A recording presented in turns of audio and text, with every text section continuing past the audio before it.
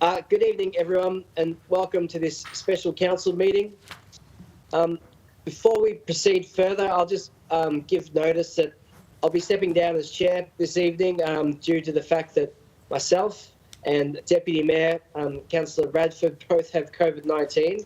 We can't attend in person, and I feel it's going to be more difficult to try and chair the meeting on screen and observe everyone. So I'm going to step down and hand it over to the CEO to call for nominations for a temporary chair for the remainder of the meeting. So I'll now step down. Thank you. Thank you, Mayor. I now call for nominations for temporary chair for tonight's special council meeting. Councillor Ryan. I nominate Councillor Owen. Thank you, Councillor Ryan. Seconder. Councillor Kowalczyk. Thank you. Councillor Owen, do you accept the nomination? All those in favour? I'm sorry, I should have asked if there were any other nominations. No? Although that's carried. Thank you. And welcome to the chair, Councillor Owen.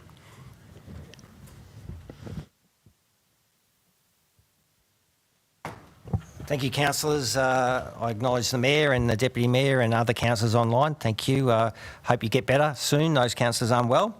Moving on to the opening and the prayer, I would like to ask those gathered to join us now for a few moments of silence as we reflect on our roles in this chamber.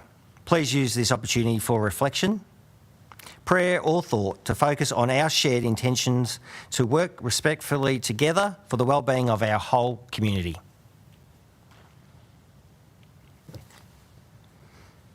Thank you, councillors. Cardinia Shire Council acknowledges that we are on the traditional land of the Bunurong and Wurundjeri people and pay our respects to their elders past, present and emerging. Welcome everyone and welcome to those people listening online. Mr Evans, do we have any apologies? Through you, Mr Temporary Chairman, we have received apologies from Councillors Davies and Councillor Moore for tonight's meeting. Thank you, Mr Evans. We note those apologies. Councillors, are there any declarations of interest? There being none, we'll move to the sole item of in tonight's agenda. That is item 6.1.1, adoption of the budget. Councillor Kowalczyk has withdrawn this item. Thank you, Councillor Kowalczyk. Thank you, Chair. I move the following. That Council, having completed the community engagement process in respect of the budget 2022 to 26, consistent with Council's engagement policy, including the review and consideration of community feedback submissions at councillor briefing on the 23rd of May 2022, resolves as follows. Number 1, the budget annexed to this resolution be adopted for the purposes of sections 91, 93 and 94 of the Local Government Act 2020 and section 161 of the Local Government Act 1989. And number 2, the declaration and levy of rates and charges for the 2022-23 financial year contained within the budget annexed to this resolution be adopted for the purposes of sections 94 of the Local Government Act 2020 and sections 157 to 158 and 161 to 163 of the Local Government Act 1989. I move so. Thank you, Councillor Kowalczyk. Can I have a seconder, please, councillors, either in presence or online, please? Any councillors wishing to second? Can I have a seconder, please, councillors? Thank you. I see the Mayor. Thank you, Councillor Jeff Springfield. I note you as seconder.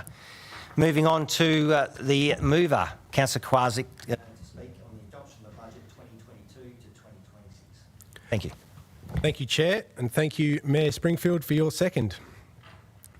The proposed budget 2022 to 26 has been developed through a comprehensive process of review, including 3 councillor workshops and briefings, as well as many senior leadership and finance team meetings. The budget also considered the community feedback received during the Imagine Cardinia engagement process. This budget focuses on operating efficiently and effectively in a financially responsible way to meet community needs and to deliver on the commitments in the adopted council plan. Council engaged with the community via the Creating Cardinia platform and received email submissions to register feedback over a 4-week period. The budget was developed within a proposed 1.75% rate increase for 2022-23, consistent with the average rate cap determined by the Minister for Local Government in December 21. In a lower and restricted rating environment, it is important that a balanced budget be achieved within the next 4 years to ensure council can continue to meet the current and future needs of its residents without the prolonged use of accumulated surplus.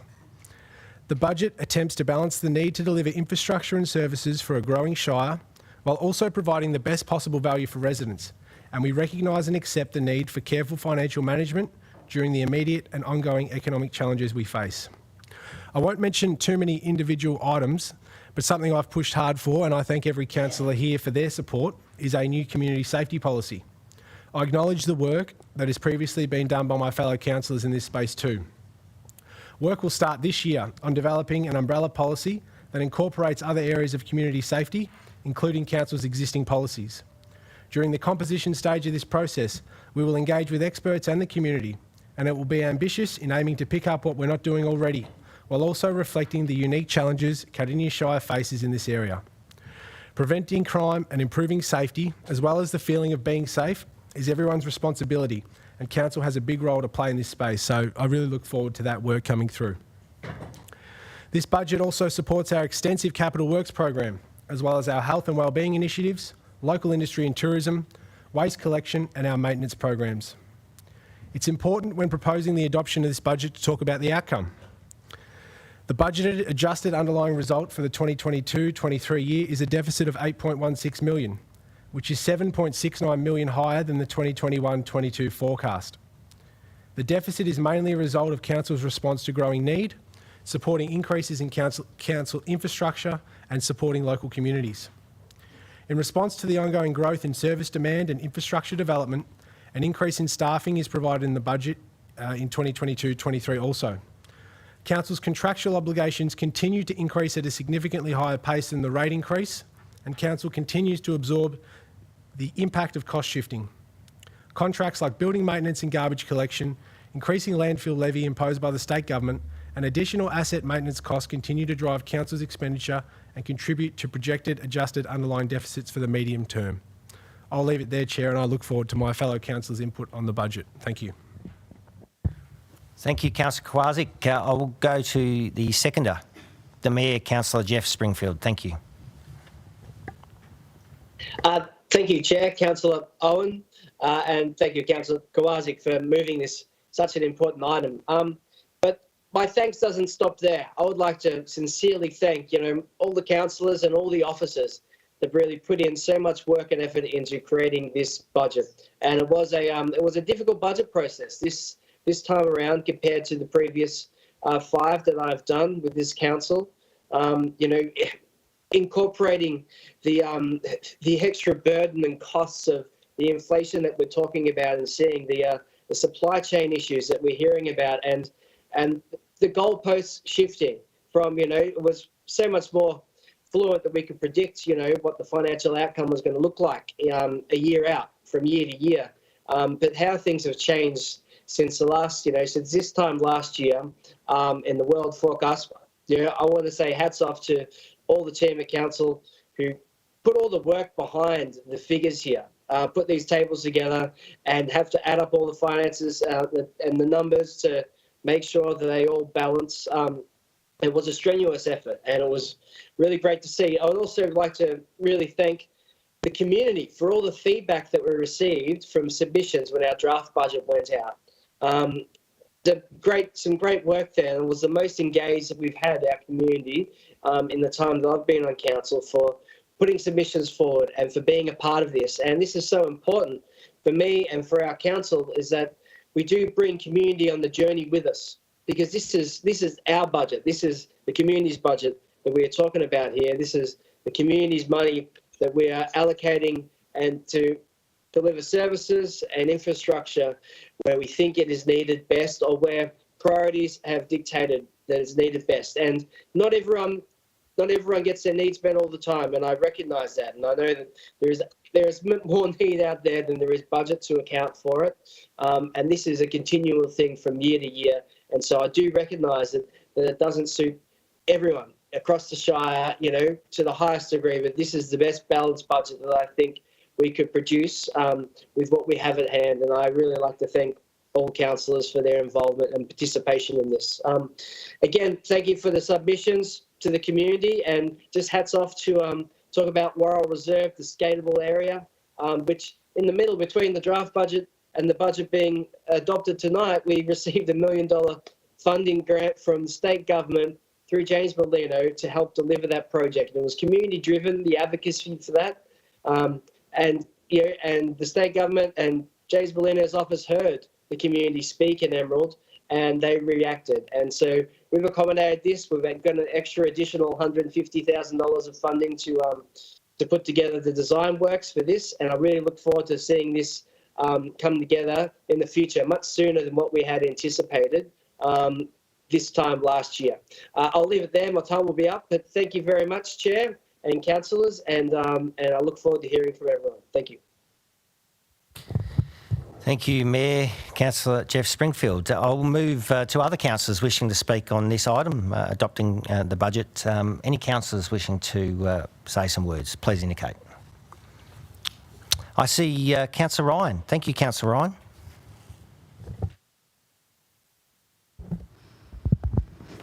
Thank you, through the chair.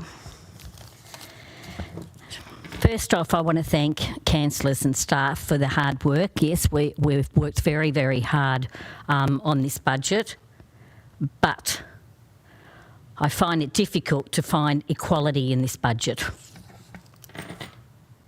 Therefore, until this budget includes repaying $11,500 for legal fees to Councillor Ross incurred during the investigation, his travelling expenses, which included council spending $80,000 in legal fees of ratepayers' money and over 100 hours at least of paid managers' time, the budget cannot be deemed as fair due to the inspectorate's finding of no wrongdoings of Councillor Ross. And until I see that budget is about fairness and equality for our whole community, I see it one way, I see it in certain areas, and there are other areas that are missing out. It's a hard budget. Budgets are always difficult because they will never be about equality as much as we try to give equality. But for me, I just see there's so many things that should be repaired and managed and fixed before we take on new projects and paid out and then take on new projects.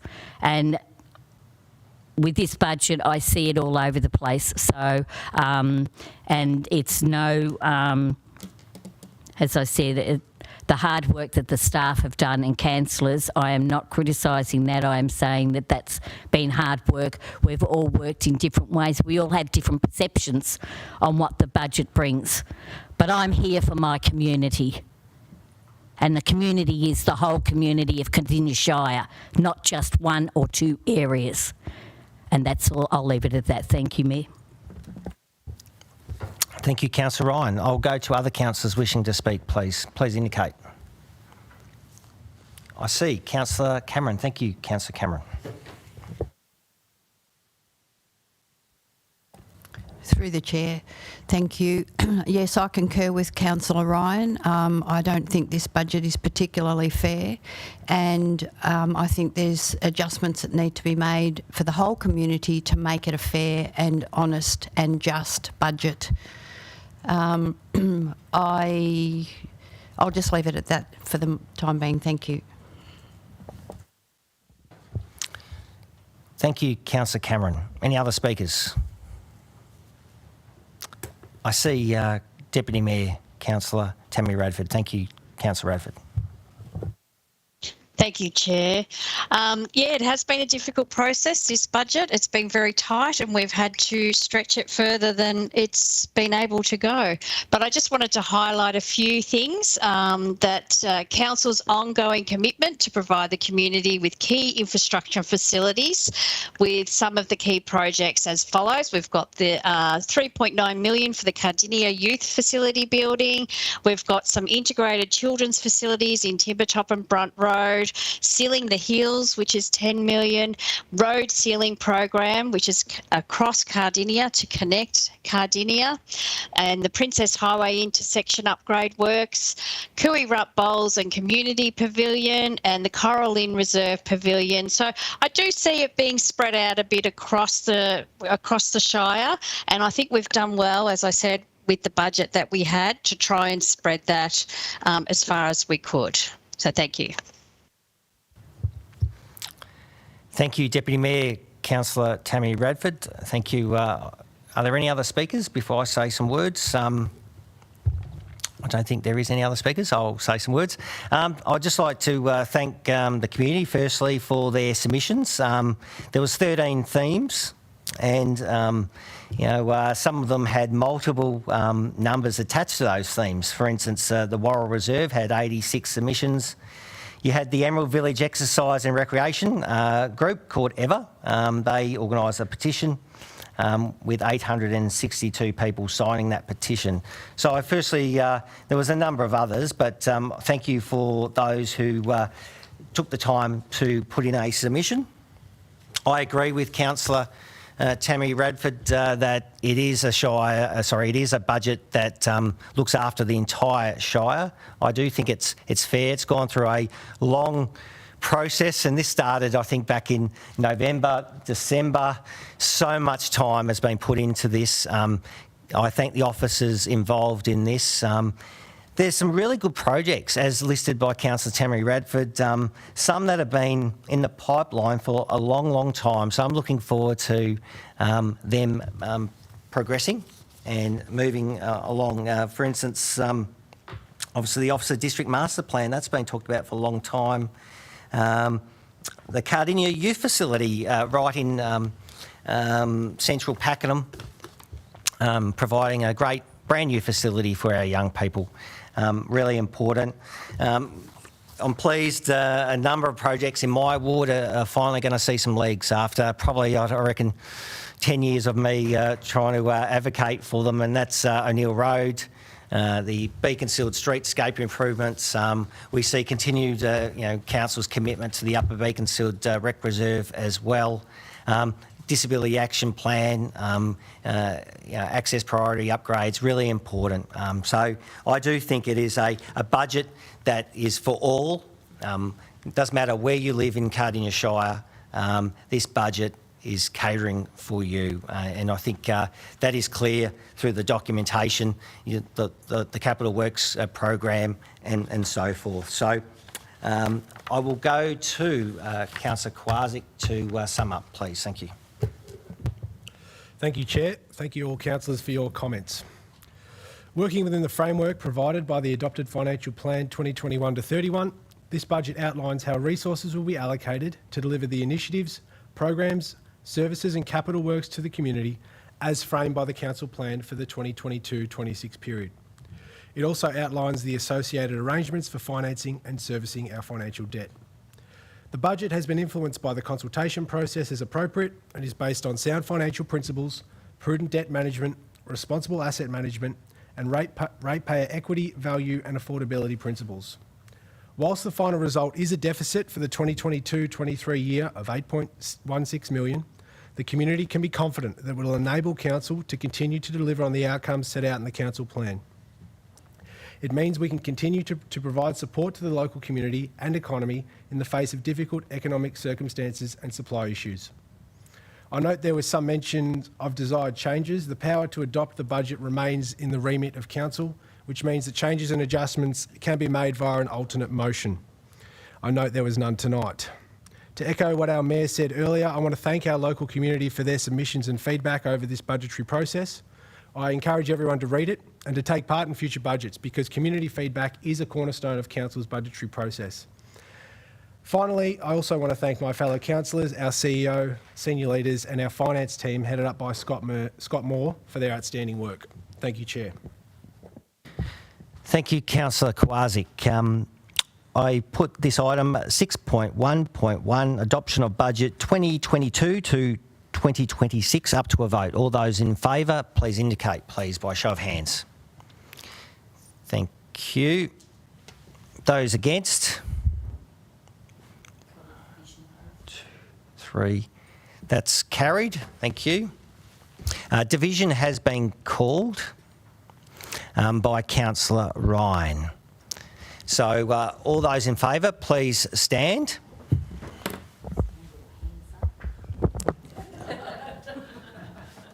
Stand or hands up. Yeah, or you can stand online. I'm happy with that. That's really clear.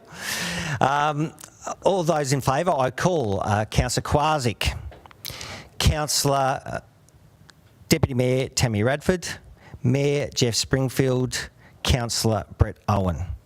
Thank you. Those against, please stand. Okay.